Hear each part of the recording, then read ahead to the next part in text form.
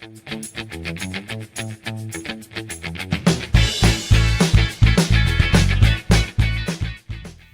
everyone!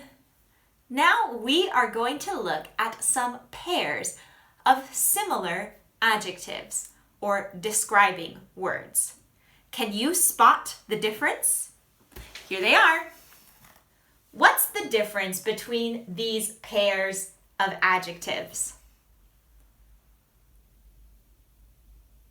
Of course, some of them end with ed and some of them end with ing. What does this mean?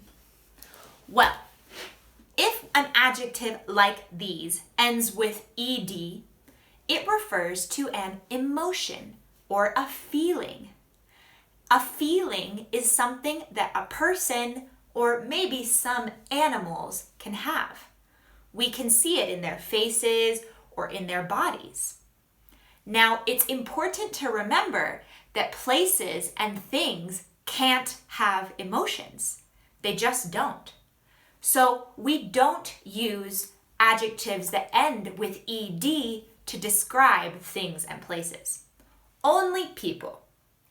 On the other hand, if an adjective like these ends with ing, we can use them to describe places and things because they are adjectives that refer to a way that things make us feel.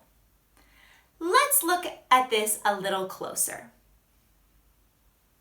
Here are some pairs of adjectives that are very similar. Like we said before, the ones that end in ed are feelings or emotions. The ones that end with ing describe how something is or how it makes us feel. Let's look at some examples of this. Starting with frightened and frightening. This guy is frightened. Look at the emotion in his face. He is feeling scared or frightened. Maybe he saw this frightening haunted house. A house isn't a person. It doesn't have emotions, but it can be very frightening. Then we have annoyed and annoying. This girl is very clearly annoyed. We can see how she's feeling in her face. Maybe she's listening to this annoying dog bark, bark, bark, bark, bark, bark, barking all the time. Ooh, that is very annoying. Then we have this guy. He is so excited. It's an emotion that he's feeling. Look at his face and his body. He is thrilled. Skydiving is an exciting activity. An activity does not have emotions, but it can make us feel a certain way. It's a very exciting thing to do. These children are relaxed. It's the way that they are feeling now. Look at their bodies and their faces. But a beach is a relaxing place. Obviously, a beach doesn't have emotions or feelings, but it can make us feel a certain way. It's very relaxing. So we have feelings that end with ed, words that describe how something is, that end in ing, and we have one more type of word that's similar to these.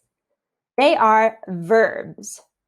Now, verbs are action words, and they refer to doing an emotion. For example, sharks frighten me. Really loud music annoys me. Roller coasters excite me.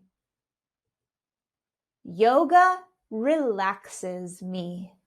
So, how do you feel? Are you excited about adjectives? Or do you think adjectives are a little confusing? I think adjectives are interesting because they help us to express our emotions and feelings better. But they do take some practice. So now it's time for you to try the exercises and see how much you know. Good luck! Bye-bye!